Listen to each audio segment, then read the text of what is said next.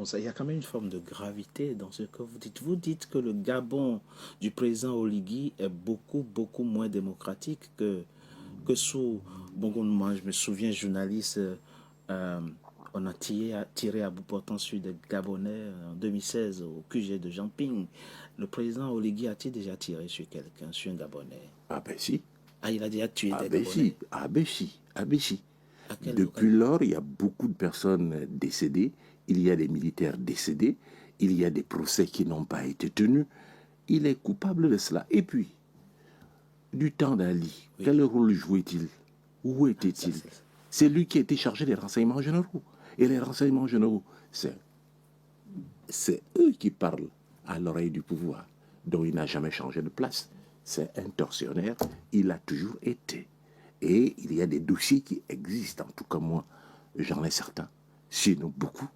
Et en Des principe, dossiers qui existent bien sûr, et qui compromettraient absolument, le absolument, exploiter Oligui Nguema. bien sûr. Vous êtes en train de nous expliquer, professeur Albert Ondonsa, que le président gabonais actuel est le continuum empire du président Bongo. Bon, il est le continuum, ça ne souffre d'aucun doute, parce qu'il n'y a jamais eu coup d'État. Le Gabon, c'est non seulement une imposture perpétuelle, mais en plus un mensonge institutionnalisé en permanence. Un mensonge institutionnalisé. C'est-à-dire qu'on part des mensonges, on fabrique effectivement une histoire qui n'a rien à voir avec la réalité et on la ramène à la réalité. Je vous donne un exemple simple. Il n'y a jamais eu de coup d'État. Il n'y a jamais eu de coup d'État. C'est une entente familiale. Pensez-vous? Je ne pense pas, c'est ce qui est. C'est factuel, ça. Ça, c'est ce qui est. C'est la vérité. Maintenant, on a fabriqué une histoire, coup d'État. Vous voyez, coup d'État de qui contre qui? Oligui Nguema est le cousin des Bongo. Il est le cousin d'Ali Bongo. Il était assis à la porte de Bongo. Un enfant qui n'a pas pratiquement réussi, on l'a mis là. Et là, tous les ans, en étant assis à la porte du chef, il prenait des grades. Voilà il allait se faire former. Voilà ce que c'est Oligui Nguema. Il a fait une formation d'officier au Maroc comme au Sénégal. Ben, bien sûr, on peut tout habiller. On peut tout habiller, vous faites une formation, oui. Vous y allez avec la mention doit réussir. Vous dites détenir des dossiers compromettants contre le président actuel. Bien sûr. Bien sûr. Le président actuel, dans le meilleur des cas, il doit aller à La Haye. Carrément. Carrément. Carrément. Parce que tout ce qu'il a fait, c'est du faux. Et il est coupable de détournement, il est coupable d'assassinat. Et là, des éléments existent. Et tout le monde le sait. Et il n'a pas, comme par hasard, coupé les réseaux sociaux. les révélations devaient arriver. Alors donc, c'est pas moi qui les donne. De toute façon, et les dossiers que j'ai, oui, la majorité des Gabonais les ont.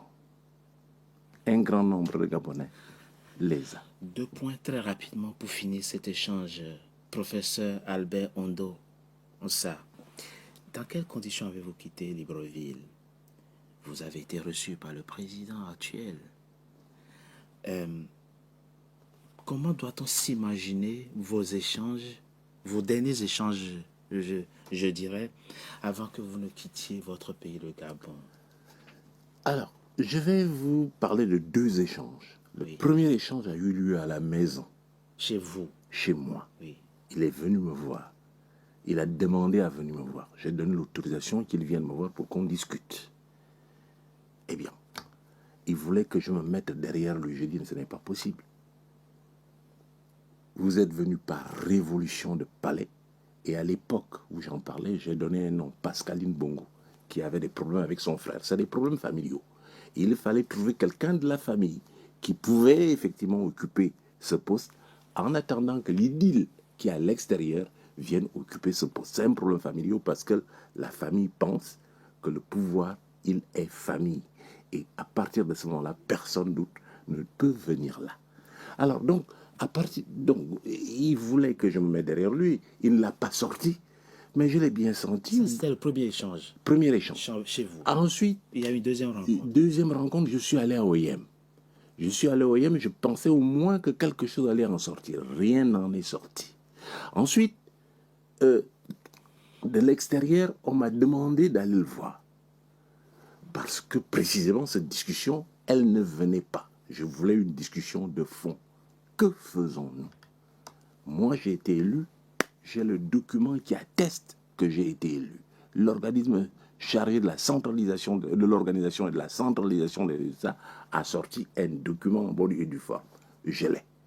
Et l'a donné, l'a envoyé, a fait une notification, on a fait une notification au président Ali, à son épouse et au chef de la garde républicaine qui était Oligui Nguema. Tout le monde a ce papier.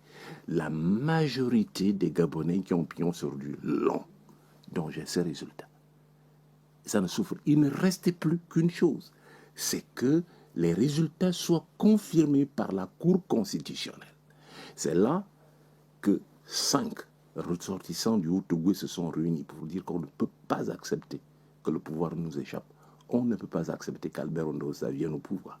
Et là, certains qui disaient, bon, on va le laisser puisque les résultats sont connus, mais on va le trucider, lui mettre une balle dans la tête, et de toute façon, c'est nous qui avons les armes. Et d'autres qui disaient, mais non, fonctionnons autrement. Et ils ont décidé de la révolution de Palais. Il n'y a jamais eu coup d'État. Coup d'État qui contre qui? S'il y a eu coup d'État, c'est contre Ondosa. Et la famille savait, avait déjà pris fait et cause pour le départ d'Ali. En tout cas, sa sœur ne voulait plus qu'Ali soit là pour des conflits familiaux qui n'ont rien à voir avec le Gabon et les Gabonais. Voilà la réalité. Donc à partir de ce moment, on a bâti une histoire. On a essayé de faire des justifications a posteriori. Et moi, je suis là pour rétablir la vérité parce que j'ai été élu sur la base de la vérité. On comprend de vos propos, professeur Albert Ondonsa, qu'il y a des ressorts ethniques et régionalistes dans le fait que vous indiquiez qu'on vous a pris le pouvoir et arraché votre victoire. Oui, je ne dirais pas ethnique, c'est familial. Les ressortissants du Haut-Togo, les 5, sont parents. Oui, mais le Haut-Togo, il n'y a pas que la famille. Ils sont ressortissants du Haut-Togo, mais tous les ressortissants du Haut-Togo ne sont pas partie prenante. Je vais vous donner une indication. Oui. À Okonja, ville du Haut-Togo, j'ai été plus élu que je n'ai été élu dans mon propre village. Alors donc, précisément, j'ai été plus élu à Okonja qu'à Minvoul. Donc, véritablement, ce n'est pas en ces termes-là que ça se pose.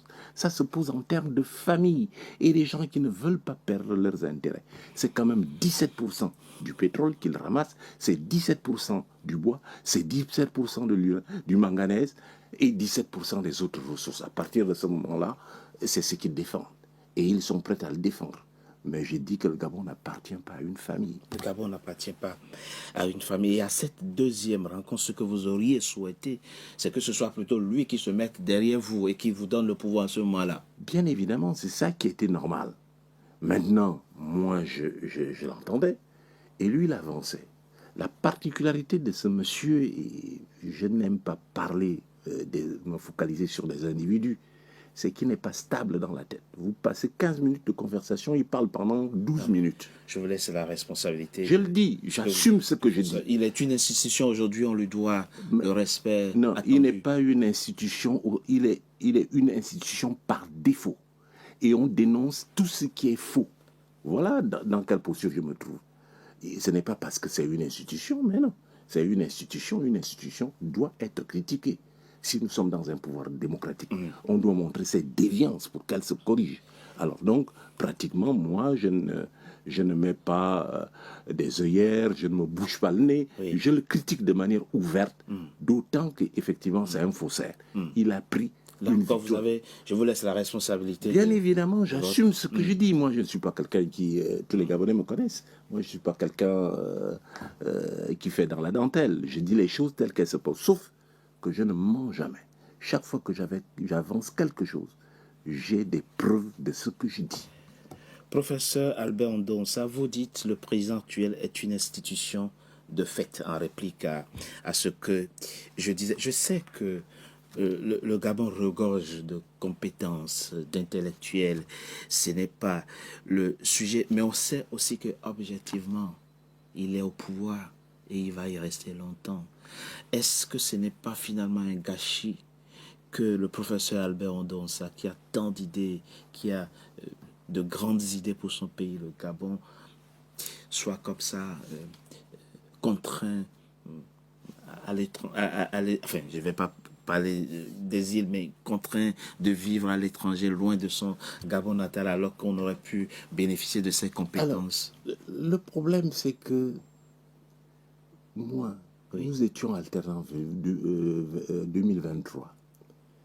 Il y a plusieurs intellectuels gabonais, plusieurs de mes compères, de mes collègues de l'époque qui l'ont rejoint. Le Gabon s'est amélioré. C'est parce qu'Ondossa le rejoindrait que le Gabon, raisonnons un peu par l'absurde, c'est parce qu'Ondossa le rejoindrait que ça marcherait. Première chose. Il vient de commencer, Deuxièmement, on va dire. Oui. Deuxièmement, on ne va pas dans des situations de fait. Ondossa a été élu sur la base du droit. Et il défend le droit et la démocratie. Une situation de fait n'est pas une situation de droit. Le fait accompli n'est jamais un principe de droit. Le droit finit toujours par prévaloir. Et je sais que le droit prévaudra. Et je combats, mon combat, c'est cela. Faites prévaloir le droit. Donc moi, je ne suis pas de ceux qui disent une chose et son contraire. Défendre la démocratie et me mettre derrière un putschiste. On est dans l'illégalité. La dernière conférence de l'Union africaine a fait un rappel très très clair. C'est vrai. À la limite, si ce monsieur était censé, il aurait pu tout de suite démissionner. Parce que quand la communauté internationale commence à faire ce type de rappel, c'est que vous êtes à la porte de sortie. Donc chez vous, et ce sera ma dernière question, c'est une question de principe chez vous. Vous attendrez, vous resterez dans votre posture actuelle aussi longtemps que cela sera nécessaire jusqu'à ce que le droit ne prévale. Et c'est cela les grands hommes. Donc je suis dans ma posture actuelle. On ne peut pas, lorsqu'on est démocrate, on ne peut pas s'accommoder des putschistes. Et surtout un putschiste qui n'a pas un plan pour le pays. Il a le plan pour son clan, pour sa famille, pour préserver les acquis du pouvoir Bongo PDG. Voilà son plan. Rien d'autre pour le Gabon. Vous ne pouvez pas me montrer un papier où il va dire voilà ce que j'envisage pour le pays. C'est des situations de fait. Professeur